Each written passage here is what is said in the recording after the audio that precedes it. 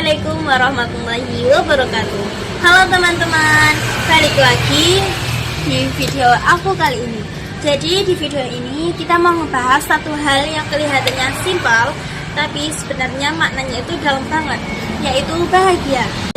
Kalau kita ngomongin bahagia di zaman sekarang, biasanya yang kepikiran di otak itu kan cuma duit, healing, liburan, atau hidup enak tanpa beban. Padahal dalam Islam bahagia itu nggak sesempit itu teman-teman. Ada istilah yang namanya as-sa'adah, yaitu kebahagiaan yang nggak cuma bikin kita itu senang sekejap atau cuma bahagia sekarang doang, tapi juga bikin hidup kita itu bermakna sampai akhirat. Nah, di sini ada dua tokoh besar nih dalam Islam.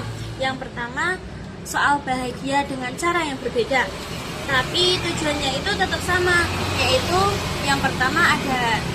Oke, langsung aja ya teman-teman. Yang pertama bahagia menurut Al-Farabi. Pertama kita bahas Al-Farabi dulu nih teman-teman. Beliau ini dikenal sebagai filsuf Islam yang sangat menekankan peran akal dan ilmu pengetahuan. Nah, menurut Al-Farabi, semua yang kita lakukan dalam hidup itu sebenarnya punya satu tujuan yang besar, yaitu bahagia. Tapi bahagianya ya bukan cuma sekedar senang-senang. Bahagia menurut Al-Farabi itu ketika akal manusia berkembang secara maksimal. Kenapa kok harus akal? Karena akal itu yang membedakan manusia dengan makhluk lain. Kayak contohnya hewan. Hewan itu kan nggak punya akal ya.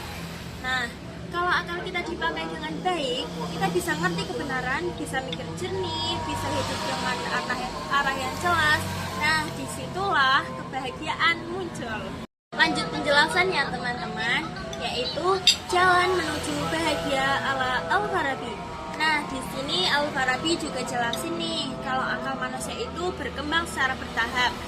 Dari yang awalnya cuma punya potensi, sampai akhirnya bisa mencapai tingkat akal yang paling sempurna. Tapi menariknya, Al-Farabi itu nggak cuma ngomongin individu teman-teman. Beliau juga bilang kalau manusia itu makhluk sosial. Jadi kita nggak bakal bisa bahagia kalau hidup di lingkungan yang rusak. Makanya muncul konsep Al-Madinah, Al-Fadilah, atau masyarakat utama. Intinya pemimpinnya itu baik dan berilmu, terus masyarakatnya juga akan hidup lebih tertata dan kebahagiaan bisa dirasakan bersama. Sekarang kita pindah ke tokoh yang kedua ya teman-teman, yaitu Imam Al-Ghazali. Nah, di sini kita akan bahas tentang bahagia menurut Imam Al-Ghazali ya teman-teman. Kalau yang tadi itu Al-Farabi fokus hanya ke akal. Nah, di sini kalau Al-Ghazali itu fokus kepada hati dan spiritualitas. Menurut Al-Ghazali, banyak orang yang kelihatannya sukses, tapi sebenarnya hatinya itu kosong teman-teman. Kenapa? Karena kebahagiaan sejati itu bukan datang dari luar, tapi juga dari dalam. Beliau bilang, bahagia itu ketika hati kita kenal sama Allah, atau istilahnya ma'rifatullah. Nah, kalau hati kita sudah dekat sama Allah, mau kondisi hidup kita kayak apapun, tetap ada rasa tenang. Lanjut nih, terus jalan menuju bahagia ala Al-Ghazali. Nah, terus gimana sih caranya biar hati kita itu bisa sampai ke tahap itu? Nah, menurut Al-Ghazali, jalannya adalah dengan penyucian jiwa. Kita harus belajar kendaliin hawa nafsu, memperbaiki akhlak, rajin ibadah, dan gak terlalu melekat sama dunia. Dunia itu bukan musuh teman-teman, tapi juga jangan dijadikan tujuan utama. Nah, kalau dunia dijadikan alat buat mendekat kepada Allah, disitulah bahagia yang sebenarnya mulai terasa.